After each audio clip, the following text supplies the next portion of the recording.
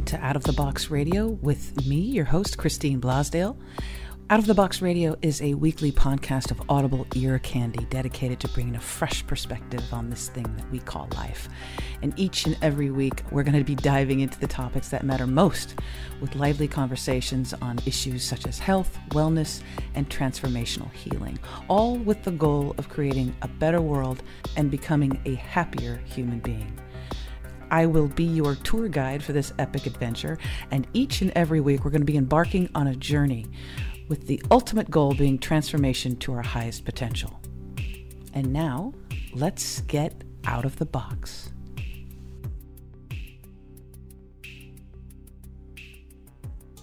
Hello, everyone, and welcome back to Out of the Box Radio. I am your host, Christine Blasdale, and I am very happy that you joined me today because we have an exciting program. You know, it's been exactly 70 years ago that 3 UFOs were sighted buzzing Roswell Army Air Force Base in New Mexico. And a few days later, the Army used a new scalar longitudinal radar device to scramble their electromagnetics, causing them to crash. 2 of the UFOs struck one another and went down southwest of Corona, New Mexico. The 3rd vessel crashed in Horse Mesa, west of Magdalena, New Mexico, and was not found until 2 years later. According to records, 13 more UFOs would be taken down and reverse engineered. 65 ETs from numerous different species were recovered, along with 1 survivor. To tell us the story about this amazing series of events that happened nearly 70 years ago and the cover-up that's happened since then is my special guest today. Steve Alten is an author. Steve Alten is a New York Times best-selling author, and his newest book is called Undisclosed. We're going to talk about it in this hour, so please make sure that you pull up your seat and are paying close attention to what we're going to be talking about this hour. Steve Alten, welcome to Out of the Box Radio. Thank you, Christine. Now, reading the bio here, I understand that you've worked with Dr. Stephen Greer, who is also an incredible author on his own right, but also probably one of the foremost experts in UFOs and ETs. Can you talk about how you even came to the subject matter and why you have such an interest in UFOs yourself? Well, I came in contact with Dr. Greer back in 2010. I was working on another novel that dealt with the Mayan calendar's doomsday prophecy, and part of the story dealt with extraterrestrials. So in doing my research, I came across a YouTube video, a 2-hour YouTube video called The Disclosure Project that was shot back in May of 2001. And Dr. Greer had organized the Disclosure Project. He was the founder and director.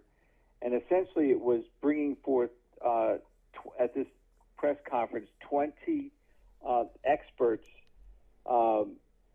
in different fields, most of them with top security or above clearances.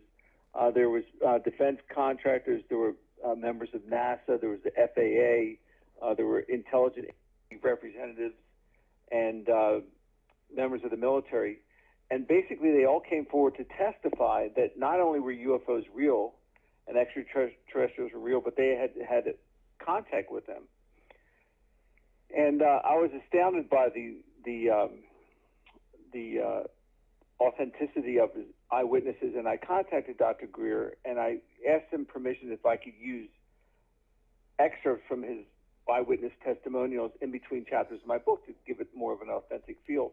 And he agreed, and when the book was published, I sent a copy out, and his wife read it and thought that it was a great book. And a little while later, in the summer of 2013, I received an email from the Greers inviting me and my wife to dinner the next time they were in South Florida, which was going to be in December, so we accepted the invitation. Well, 3 nights before we were supposed to meet in Miami, it was a Saturday night, December 14th, 2013, at about 11 o'clock at night. My wife and I were returning home from dinner and a movie, and we're driving through our neighborhood, and we look up in the night sky, and there's something bizarre coming toward us.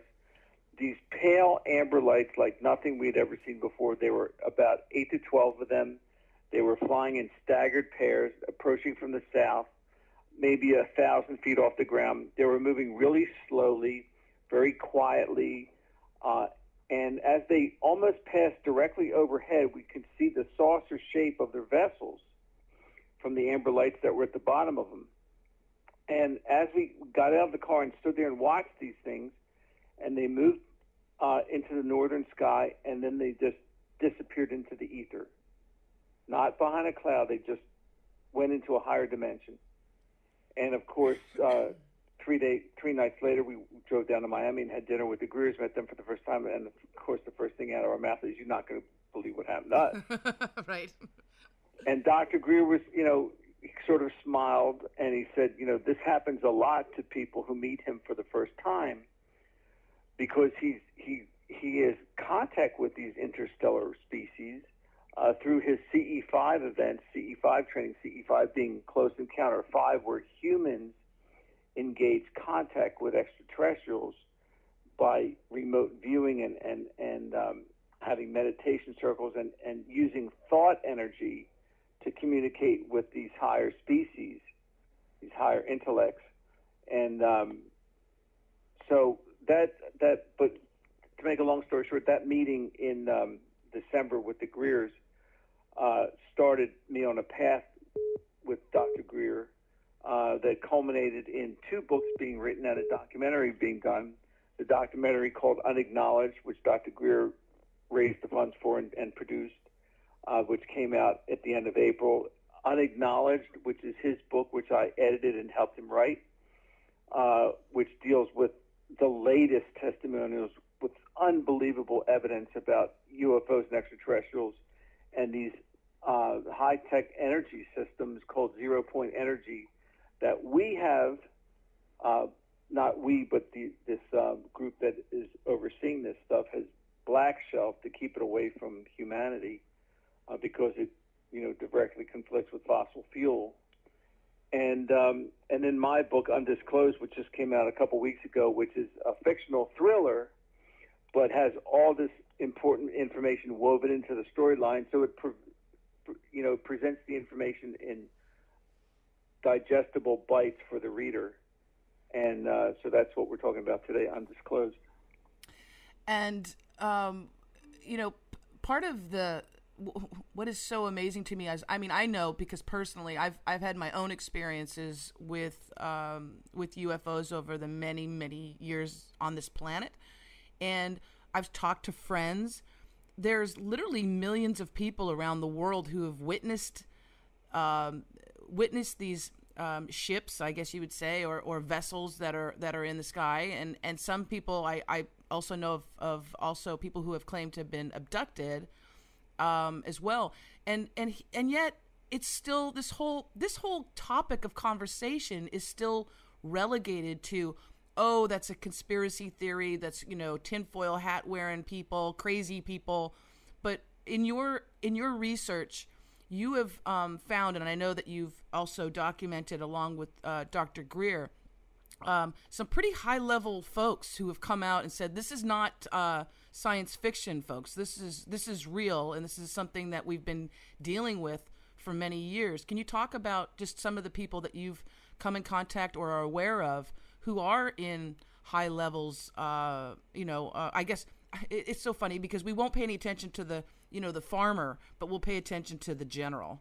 But let's talk about that if you can. Some of the people that you've come in contact with. Well, let's go back to the first part of what you brought up, which is that millions of people have seen these things, but if you talk about it, they think you're crazy. And I like to contrast that sort of with the belief in God. Do you believe in God? Touche. Yes. Right.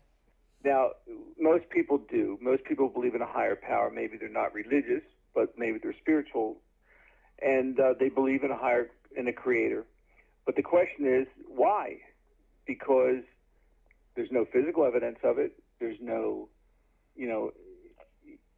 I'm sure, God isn't talking to you, and we talk to God, but God doesn't talk back.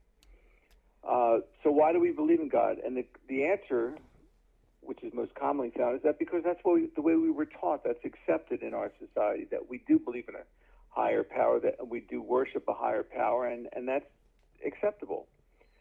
Now contrast that with believing in UFOs. Millions of people have seen UFOs. The mathematics on UFOs or other species in our universe makes sense. For instance, before December 14, 2013, when my wife and I saw these UFOs, if you would ask me if I believed in them, my response would be, well, it makes sense that we're not the only species in the universe. I mean, there's billions of galaxies like the Milky Way out there, and there are trillions of star systems like our solar system, and there are trillions and trillions of planets. So in our own Milky Way galaxy alone, just by running the numbers, if it was a 1 in a million chance of every planet evolving life of some form, 1 in a million, there'd still be millions of species out there. So it makes sense that at some point we're going to run into them, a higher species that has the ability to traverse the galaxy. But the difference, of course, is that it's not acceptable to believe in these things. And the reason it's not acceptable is you have to understand how this whole thing began. I mean, thousands of years ago, we were visited by other life forms, according to the cave paintings and hieroglyphics in Egypt, and even paintings in the 14th century. You know, these paintings have UFOs in them. But the real contact began during World War II. And that happened in both the European and Pacific theaters.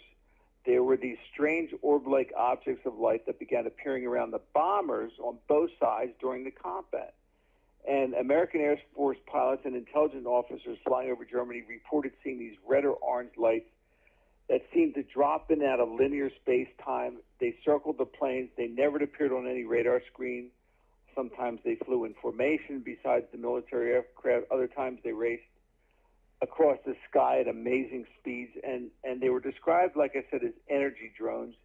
And they were called, the French and Germans used to call them Foo Fighters. Foo Fighter, which translates into fire in French and German. Of course, there's the rock band called the Foo Fighters. That's where they got their name. But the Foo Fighters were unmanned vehicles that could actually stay in front of a fighter's wing shield, and there was nothing the fighter could do. So what happened was that President Roosevelt dispatched General Jimmy Doolittle to Europe, and Doolittle reported back that the objects were interplanetary in nature. Meanwhile, in the Pacific theater, General MacArthur was experiencing the same phenomenon in the Pacific. So MacArthur actually organized the Interplanetary Phenomena Research Unit, which still exists today.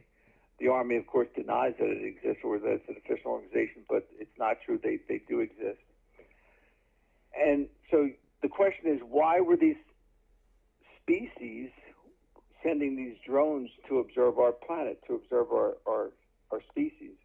And the reason is because we had discovered how to split the atom, that we had discovered atomic weapons. And we were testing them, actively testing them during World War II, which led up to the bombings in Hiroshima and Nagasaki. And then we started getting into the hydrogen bomb testing, competing with the USSR, the Soviets, to come out with the hydrogen bomb. And it was, you know, you began the show with talking about Roswell 70 years ago. Well, it was late June and early July of 1947 when these UFOs started buzzing Roswell Army Air Force Base. Now, why were they buzzing Roswell of all places? Well, most people don't know it, but Roswell was the home of the 509th Bomber Squadron, the only wing in the world that was equipped with atomic weapons. And these, and you had mentioned a scalar or longitudinal wave. Roswell's base was armed with a scalar wave. Now, what's a scalar wave? A scalar is a wave that is faster than light speed. And when the scalar wave struck these UFOs, which had ran on electromagnetic power, it scrambled them, and so two of the three hit one another and went down. You mentioned over Corona, and the third one wasn't discovered for 2 years, and it went down over Horse Mesa, landed, I believe, on a farm. So now you've got eyewitnesses who have come forward, in Unacknowledged, Dr. Greer's book, and also in my book, Undisclosed, it describes what these eyewitnesses saw There were bodies lying around at the site, and one of the ETs survived and was taken to Kirtland Air Force Base and then on to Los Alamos. The bodies of the dead extraterrestrials were placed in a deep freeze and sent to Wright-Patterson Air Force Base in Dayton, Ohio. And they weren't saucer-shaped, they were egg-shaped, and the ETs were about 4 feet tall. They didn't appear to have any ears. They had an indentation for a nose. They had very big eyes. They had really tight-fitting suits, which almost make them, you couldn't even tell it was so thin. And they had their hands had no thumbs. They had 4 fingers with suction devices on the tips. And all this is described in both Unacknowledged by Dr. Stephen Greer and in the plot of Undisclosed. Wow. And this was 70 years ago. So the government and military were able to, I mean, obviously this would be the biggest story to hit to literally hit the planet. This would be one of the biggest stories. But to keep it under wraps, they had to have gone through quite a bit of covering their bases, so to speak. So all of the eyewitnesses, what happened to the eyewitnesses? Were they just being blown off? Said that they been smoking some peyote, or well, when the UFOs were first shot down, the newspaper covered it because the person in charge of the military at the time didn't think to keep it a secret. And then the big boys in Washington flew in, and they made up a totally different story, that it was like a weather balloon or something like that, and there were no UFOs. And then so they had to keep this under secret, and it's understandable that they kept it secret because President Truman had to manage the Cold War with the Soviets, the race to complete the testing of the hydrogen bomb, and now he's got to deal with flying saucers. So what Truman did was he organized the secret task force to investigate ETs, which was called Project Sign. And Project Sign evolved into Project Grudge a year later.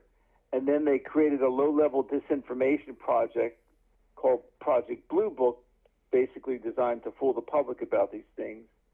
Meanwhile, they had these blue teams, which were trained to recover the downed ETs because they figured out how to down them, and they brought down 13 extraterrestrial spacecraft. 11 of them were in New Mexico. Why in New Mexico? Because that was the major site of the testing of the atomic bomb. They brought down one in Nevada, one in Arizona. There were 2 other crashes in Mexico and one in Norway. 65 bodies were recovered, including the one that was kept alive for 3 years, which they named EB, which was extraterrestrial biological, basically. And then in 1956, Eisenhower took over. Now, Eisenhower had Nelson Rockefeller establish a secret agency to handle all these things called Majestic, or MJ-12. And over the years, Majestic has changed its name from Majestic 12 to C-Corps to PI-40, and now it's known as MAGIC, M-H-A-I-C. It's not just one society. What began as a secret agency to handle these things has evolved into the world's largest RICO, racketeering, influence, and corrupt organization in the world, because they operate totally illegally, without the president's approval, without the approval of Congress or the knowledge of Congress or the president. They control these high-tech energy systems called zero-point energy. Zero-point energy is a free, abundant, clean energy source that was first discovered by humans by Nikola Tesla in 1901. It's been discovered by other scientists who have been denied patents on it or have been killed. John Searle and Professor John Searle in the United Kingdom, they attempted to poison him. And so now why would they keep these high-tech energy systems a secret? Because with zero-point energy, you don't need any gasoline. You don't need any nuclear power. You don't need any coal. Wow. You would replace all these things. You would change literally change the world. You would change the world economy. You would change the climate. You would. Save us from global warming. Absolutely. Well, also you don't have a lock. You don't have a lock on people by keeping them a slave to the dependence on the energy companies as well. Exactly. Right. Exactly. And they don't want that. The powers that be don't want that, and the powers that be are part of this magic organization, so that, Dr. Greer's eyewitnesses have come forward and said that, 70% of magic wants to bring 0-point energy out. It's the 30% that control magic, the sociopaths, and these weapons that they control, these psychotronic weapons, which were used on Dr. Greer and his assistant, who was killed, and another senator in New Mexico who was killed, and Dr. Greer was almost killed from it as well, who don't want this stuff to come out and are keeping it all a secret. And that's basically what Undisclosed, the fictional thriller, is about. It's about a veteran of the Iraq War who is, to his surprise, nominated to be Undersecretary of Defense. And what he soon realizes that the reason he was nominated is because they want him to go bring 0-point energy out. And by bringing 0-point energy out, he's risking his life to do it. So that's what Undisclosed is about. Isn't that, it's mind-boggling that the greed of a few can control the destiny of the planet, and most people don't even know about it. I would think that if people did know that there was this technology available, and you made reference to Tesla, which very few people know who Tesla even is, which is sad, especially because of all the work that he had done, but in particular surrounding this idea of free energy. You know that if more and more people knew about it, they would obviously demand of their politicians, of their governments, that this information come forward. But people they're not even aware of it. And again, maybe it's because it's the same thing when you're talking about with even the idea of God. It's something that is acceptable, that we are going to be dependent. I mean, we send our children to war to gobble up whatever last resources there are. And because we're under this illusion that that's the only way that we can survive is through nuclear power, through the oil and coal industries as well, and it's just destroying our planet, which is just, it's mind-boggling. So Dr. Greer, his book has come out at the same time yours has as well, right? Correct. And has there been any feedback from since it's been out just for a little while? I know that you're just getting reviews on your book and his. Has there been any response to what he's been claiming and what you put in your book? Has there been any response from anyone in any kind of capacity that could do something and alert the public? In other words, is the New York early in the game? Yeah, is the New York Times definitely? If the people that are listening to this broadcast will support our efforts by buying a copy of Unacknowledged this week and buying a copy of Undisclosed, and push it to become on the New York Times bestseller list, which my books have been there before Dr. Greer's haven't, because this is the first book he's ever mainstreamed. This is the first book, Unacknowledged, that he's ever been able to get into bookstores. So, we're at the beginning of the journey, but if the books succeed, what happens is it can cause a chain reaction that supersedes the mainstream media, the control over the mainstream media. Because if the books become bestsellers, and then they are optioned by other publishers in other countries, then you have the potential for a mass movement to demand 0-point energy, to demand these technologies be released, to demand that the fossil fuel industry lets go and lets these things come out, and then you can change the world. In addition to, let's just wrap our head around the fact that because before you get to the concept that zero point energy, free energy is available. You have to get back to the source of where this came from, which would be the ET, extraterrestrial, interstellar species that provided this information, albeit they didn't willingly said, here you go. No, we reverse engineered it from these spacecraft that we downed. Exactly. So then you have to go back to that, and that would be disclosure, and that would change. That would change quite a few concepts, I would think, in this world and mindsets in this world. Do you think that disclosure of these beings, of this phenomenon that we have in our universe, do you think that disclosure is inevitable? Well, I hope so, because we're at a very dangerous point in our history. There's different types of civilizations that we've identified on a scale. A type 1 civilization, a type 2 civilization, a type 3 civilization, type 3 being the most advanced. And it's these type 3 civilizations that are visiting us, and they're able to travel in a higher dimension to visit us. They communicate through thought energy. They have bases on the moon. This information came out from eyewitnesses in NASA, the astronauts, and other people have come forward to talk to Dr. Greer. And that information is in both books, Unacknowledged and Undisclosed. The problem is with disclosure is that, or what I was saying with these type 3 civilizations, is that what we are right now is a type 0 civilization. And the type 0 civilization is the most dangerous type of civilization to be, because we basically have the capacity to destroy ourselves, but we have not developed the spiritual capacity to prevent it from happening. And so we're pushing our planet toward destruction, not just from nuclear weapons, but the bigger threat right now is climate change, because we're heating up the planet to very dangerous points. And if you're a climate change person or if you're somebody, we unfortunately have made climate change into a political issue. Right. It's not a political issue. It's a survival issue.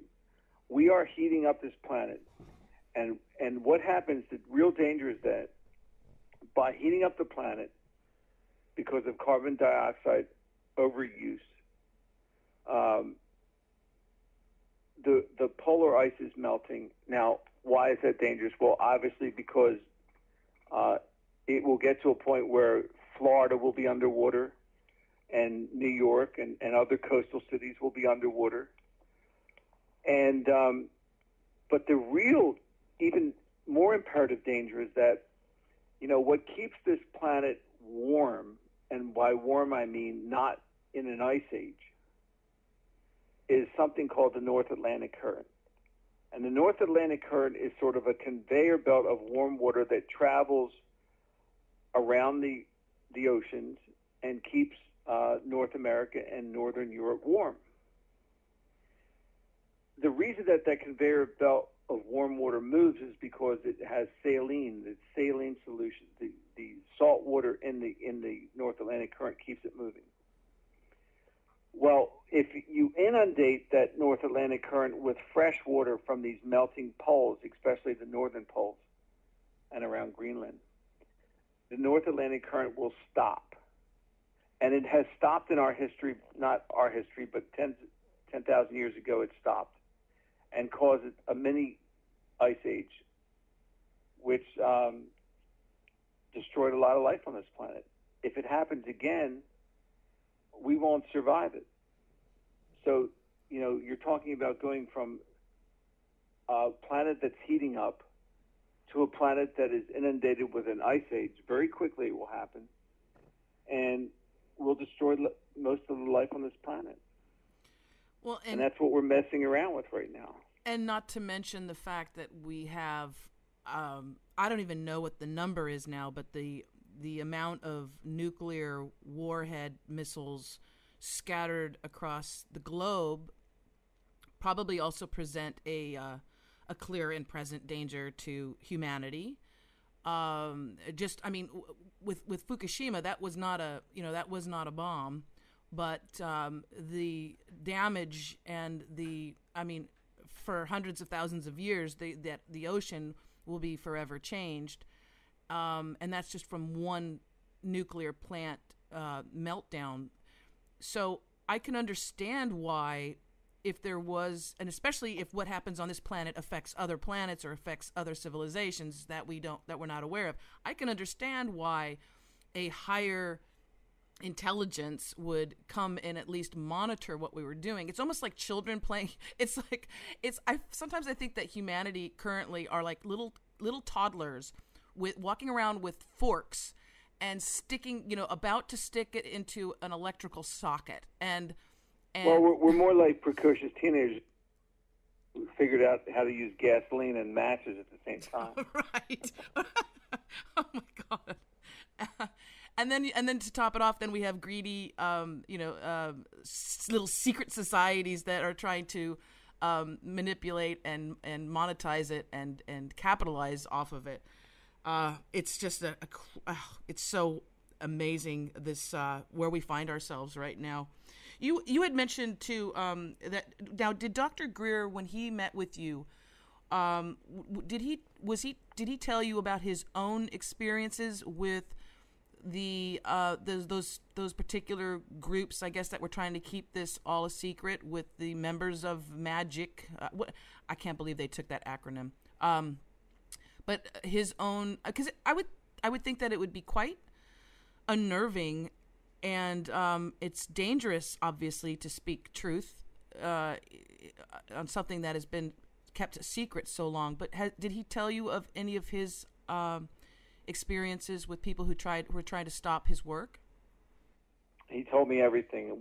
We probably met about a dozen times over the last 3 years, including for a week in Vero Beach for a CE5 training, which lasted a week, and which had some pretty bizarre things happen to me at that. And then we met in November again for a week, and that was the final time we met before the book came out. And so he gave me all the inside scoop, with the understanding that I would be allowed to use this information for my own book, which is fiction. And why fiction? Because fiction can be a very effective way to get information to the public who might ordinarily not pick up a book like Unacknowledged. And because people don't come in with any preconceived ideas in fiction, or if they do, then they allow their minds to be opened through the hero's journey. Right, which, like what they do with films, through films, people say, because they can kind of write it off on, if it's too scary or too overwhelming, they can say, well, it's a movie, but at the same time, it can also come into the consciousness of the person, and they have a little bit better idea. That's what I was wondering. There was a rash of, with a lot of the different films. It was Independence Day and, Close Encounters of the Third Kind. There are, from Hollywood, sometimes there are these large blockbuster films that come out dealing with extraterrestrials. Do you think that it's going to be through that genre that people are going to be exposed to it a little bit more, and coming from Hollywood, because it's so easily digestible, that disclosure is going to come about a little bit more? I think that can be a very effective venue, and that's why we want these two books to succeed, because if Unacknowledged and Undisclosed both do well, then it's not too far off that TV and Hollywood start calling.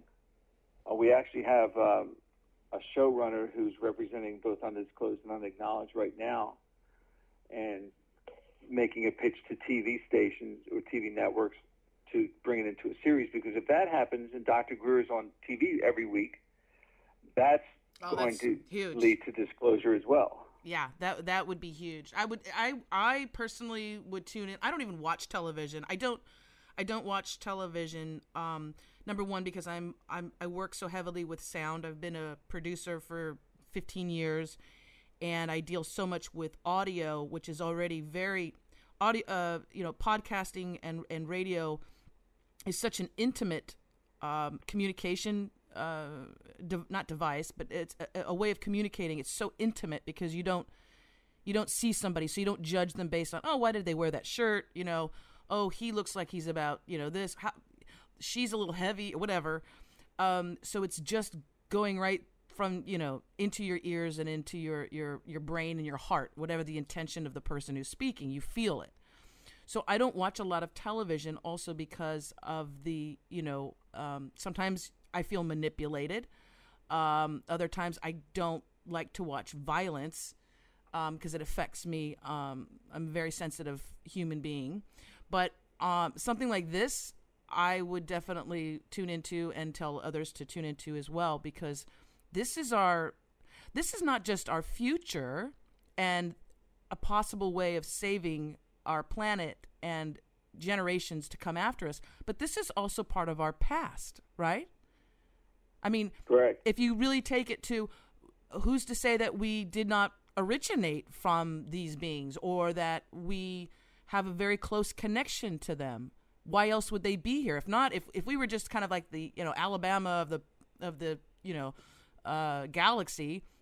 I hate to denigrate Alabama, but what I'm saying is, if we were just just let those people just, kill themselves off, good riddance, then they wouldn't, I don't think that they would be such a part of us. I don't know. Am I just being like all reminiscent? No. I mean, first of all, our planet is, an incubator of life, and they don't want that incubator destroyed. When you become a type 1 or a type 2 or type 3 civilization, there is no more war, there is no more conflict, there is no more racial hatred. You come to the point where you realize that life is all entirely woven together into the same tapestry. We're all from the same energy source. We're all from the same creator. And so, you evolve as a species from a spiritual standpoint. Now, we haven't made that evolution yet. We haven't reached that point yet, which is why we are being banned from traveling across the galaxy, even though we have the ability to do so right now. There's two space programs. There's NASA, which is horse and buggy, and there is the Skunk Works, which is, they have in these secret subterranean bases, they have the UFOs, and they have man-made UFOs. And the man-made UFOs are called ARVs, which is alien reproduction vehicles. And they can do almost the same thing that a UFO can do, only we're not allowed to. Space travel has been, we are being quarantined to Earth space. We're not allowed to go to the moon anymore. We are not going to Mars. We are not going to distant planets, even though we have the ability to do so. Oh, that's reserved for the military, is what you're saying? No. Oh. That's reserved for extraterrestrials, for interstellar species. The interstellar species are not allowing us to go to the moon. They don't want us on the moon anymore. Because we'll destroy it. Because we'll destroy it. We plant a flag, right? Well, years ago, we actually tried. There was a group that tried to a military group that tried to send nuclear weapons into space, and they were destroyed by the interstellars. Apollo 11, when they landed on the moon, they expected that there was a good chance that extraterrestrials were going to be there waiting for us, and they were. And the astronauts were debriefed, and the astronauts were threatened. And some of these astronauts have come forward to speak to Dr. Greer and basically say that not only were they threatened, but their families were threatened if they ever spoke about these interstellars being on the moon. They've got structures on the far side of the moon. I mean, this is mind-boggling information. I sound a little crazy even saying No, you don't, because nothing surprises me. My experience with, also just with humanity, it actually makes sense, because anything that, like you said earlier, we've developed this capacity, the technology to destroy ourselves 10,000 times over, but yet the spirituality or the compassion, the humanity is lacking, and not among the masses, but I think among the small group of, as you said before, sociopaths that really run and control much of the world. So you don't sound crazy at all. I had heard, I think it was just a few years ago, they were floating up the idea, of setting off bombs or detonations on the moon. For what reason, I don't know, but I knew it just did not sound like a good idea. Yeah, I mean, it's very dangerous. And, John F. Kennedy, who challenged us to get to the moon, that was a noble gesture. But in reality, the way the Interstellars looked at it is that it was a warlike gesture, because we were actually going to the moon for the wrong reasons. We were doing it to beat the Soviets. So, that in a sense made it a military project. And, although we succeeded in getting there and landing several times, the truth of the matter is that the real technology to travel the galaxy, Lockheed Skunk Works had from reverse engineering these UFO craft. And in fact, Ben Ritz, the former CEO at Lockheed Skunk Works, was quoted as saying, "We now have the ability to take ET home. We're just not allowed to use it." Wow. Folks, if you're just tuning in, this is Out of the Box Radio, and you are listening to my wonderful guest this hour, Steve Alten. He is the author of several New York Times best-selling books, but also his most recent book is Undisclosed, and he also had edited and worked with Dr. Stephen Greer on his book Unacknowledged. And Steve, let listeners know, how can they find out more about your about the work you've done, and check out your book? I know they can get Undisclosed on Amazon, but what about your website? Do you have a website to give out? Well, Undisclosed is on the front table of new fiction in Barnes & Nobles. Yeah. And so that's you can pick up a copy there, and please do, because it supports the whole disclosure effort. And Dr. Greer's book, Unacknowledged, this week is the 70th anniversary of Roswell, and Dr. Greer's making a big push for Unacknowledged to be on the bestseller list this week. So by all means, if you're going to get Unacknowledged, if you could do it before Sunday, that would be a great thing. And to get more information about my books, you can go to www.stevealten.com. Wonderful. We'll repeat that information at the end of the show so people know, and I'll make sure that link is also posted in the section about the show's program, the information about today's program.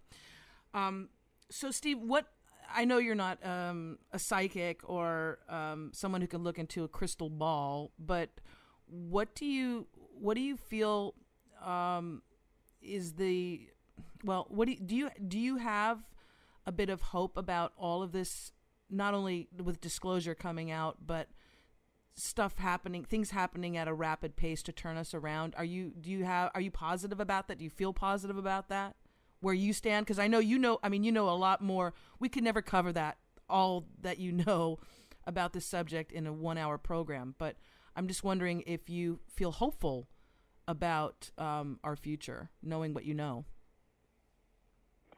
Well, in Undisclosed, the book opens up about 20 years from now, after the disclosure event, which in the book takes place in the year 2017, present day. And so I sort of outline, here's what the future is, and here's the necessary steps to get there. And, so I am hopeful, but I sort of wanted to paint the future so that people would know that this is what the world could be like, and this is the necessary steps we have to do in the year 2017 to get us there. And if we're willing to take those steps, then we can get to the future. And if not, then, there's a grim point to it too.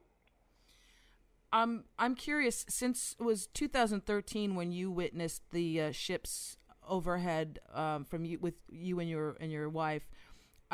Curious, have you had any other experiences that you'd like to share in relation, since you've been sort of more open to the subject and discussing it with Dr. Greer. Have there been any other occurrences that you feel free to share? Well, in 2014, Dr. Greer was, or I think it was 2015, Dr. Greer invited me to a CE5 event in Vero Beach, Florida. And we would go out every night about 9 o'clock onto the beach, about 25 of us.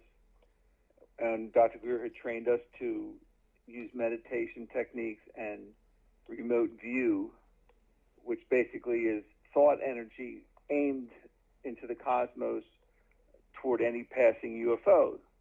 And basically we would try to vector them into our location by using thought energy to let them know sort of like this is where we're at. You know, we're on one of the planets in the solar system in, you know, the specific arm of the galaxy.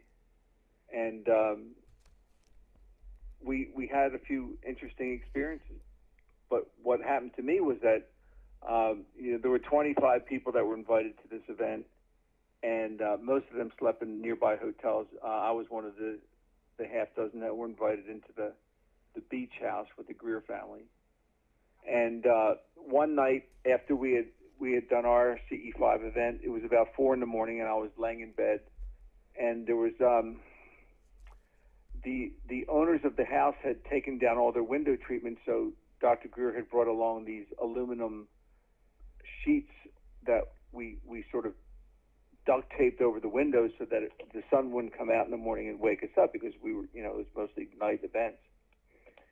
And about 4 a.m, I'm laying in bed on my side, looking at the window, and there's a face that's looking at me from the other side of the aluminum sheet, and it's sort of like it was sort of like a praying mantis, which was pretty bizarre.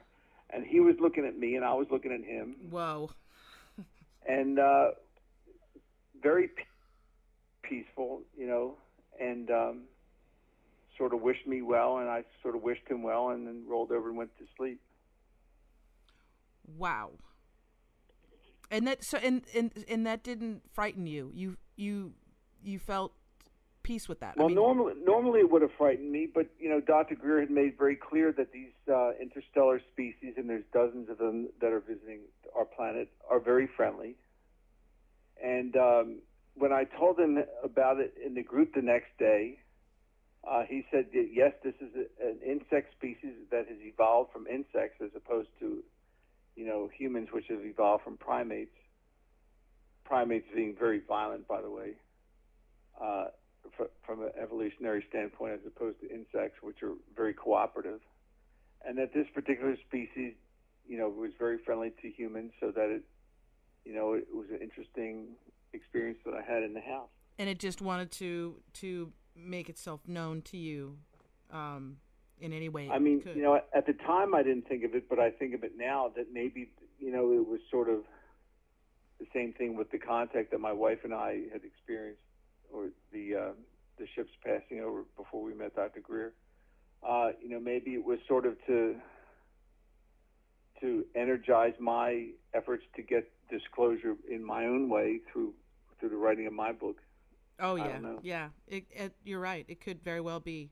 Well, and you touched on something that I think is also very powerful and has not been. Well, we haven't. We've barely scratched the surface of it, and that is the idea of thought energy, the power of thoughts, how we can communicate through thoughts. I mean, just human to human, let alone our connection to our interstellar brothers and sisters.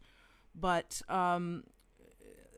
you know, there was an experience that I had, I was probably like 10 or 11, you know, when you go camping, you know, with your friends, your cousins, you know, your family members, you're out in nature and it's quiet, and there's no, especially when I was out at this particular moment in my life, they did not have all the technology that, you know, they have now with our modern drones and things like that. But I had an experience as well where In the middle of the night, I woke up to this extremely low hum. I would say it was a decibel or a sound that I had never heard before. I've never heard since. I can't even explain how deep and low this sound was. And I remember feeling I couldn't move. I remember a feeling of coming over me. Now, normally, if you were sort of stuck to the floor and you were trying to get up, you would be panicked. You would be upset and scared. And I had this overwhelming feeling that everything was fine. And I actually remember communicating with the person next to me by my thoughts and saying, "Hey, are you experiencing this too?" And I could, and it wasn't we didn't vocalize it, we didn't speak it out, but we were communicating back and forth, and they were like, "Yes, I do." I said, "Are you okay?" "Yes, I'm fine." Wow, basically like wow, and then slowly went back to sleep like nothing happened. And I think that there's probably, like I said, millions and millions of people who've had experiences like you, like myself, that we know that they're trying to communicate with us on some level. And I feel as hopeful about it as you, that eventually this will all come out just based on our own experiences that we have. So I'm really glad that you had, additional experiences, and there's something that we can both share with our audience, because I know people listening to this program, many of them have also had their own experiences, if not eyewitnesses to the ships, then maybe some other more closer contact with extraterrestrials. Steve, before we wrap up, I want to find out from you, what are you thinking about? What kind of projects are you working on in the future? Or are you currently working on now that you've got Undisclosed out for people to get a copy? By the way, folks, this weekend, what are your future aspirations, or what are you working on now? Well, I have a series called Meg, which is about Carcharodon megalodon, the 70-foot, 100,000-pound prehistoric cousin of the great white shark. And I'm currently working on the 6th book in that series called Meg Generations. And Meg will be out, the first book in the series will be out as a major motion picture in August of 2018. So if that's a subject that entices your listeners, by all means, go buy the book Meg. Wonderful. And I have a feeling I'm a bit of an intuitive. I'm not going to say I'm psychic. Well, we're all psychic. We all have that ability. But I really feel that there's going to be something. What a studio has to pick up Undisclosed and or Unacknowledged, or combine the two of them into a feature film, because I think that would be so important for this whole movement coming forward. And I hope that you do get contacted by someone regarding that. So if anybody is in the film industry, studio executives listening to this program, please get in contact with Steve Alten. And well, I think more important is that if every listener who was listening to the show simply bought a copy of Undisclosed and Unacknowledged this week, that would be like the butterfly effect of, enough butterflies flapping their wings at the same time can create a hurricane. And if enough people who are listening to this show, just your show today, were to buy a book in the next 3 or 4 days, go into Barnes & Noble, pick up a copy of Undisclosed, get a copy of Unacknowledged, that in 2 weeks, both books would hit the New York Times bestseller list, and that would create a firestorm of interest. It's the power of the pocket, right? It's the power of the pocket. So it's actually the power of the masses. That it's just like when the people came out and said, no, we're not going to give up our health care. That's a right. Well, it's also a right to have free energy, and if you demand free energy, then you can have it. You would force the powers that be to give it up, because it does exist. We've had since 1956 the power of anti-gravity flight. We've had the power of free energy. We've had that since 1956. We are, 60-some years behind where we're supposed to be as a civilization. I think that's a pretty motivating factor for everyone to go out and get a copy of these books. Folks, my guest this hour has been Steve Alten. He is the author of Undisclosed, which you will run out and get. Also, please make sure you pick up a copy of Unacknowledged by Dr. Stephen Greer. And also, if you want to, a really great thing you can do is take this show. You can share the YouTube link. You can also tell others to subscribe to Out of the Box Radio on iTunes or iHeartRadio so that they can hear this program and they can share this particular show with others. And Steve, I'll make sure that I send you all of the details about today's program so you can also share it with your readers as well so they can hear it and share it with their friends and family, because that's like you said, that's how it is. It's like starting a fire, and once thousands and thousands and millions of people are aware of this, they'll demand a change, and they'll demand to be to have this energy information out, and disclosure will happen. So thank you so much for all of the work that you've done. And in your next contact with Dr. Greer, please thank him on behalf of myself and our listeners as well. He actually called during this show, believe it or not, so I'm going to call him back right now. He knew. He knew. Thank you again, Steve, and you're welcome back to Out of the Box Radio anytime. You just let me know, and we'll do another show, because there's so much to talk about on the subject matter. And also, folks can pick up Meg coming out soon, right? When did you say Meg was coming out? Meg will be in movie theaters August 10th of 2018. The paperback is out now. The front cover has a picture of a surfer on a 60-foot wave about to be eaten by a megalodon. Awesome. I love it. Thanks again, Steve Alten, so much for your time and letting our listeners know about both books, Undisclosed and Unacknowledged. Thank you again. Thank you, Christine. And folks, I want to remind you to, as always, think outside of the box. Make sure you please do subscribe to iTunes and iHeartRadio at Out of the Box Radio. And until next week, bye for now.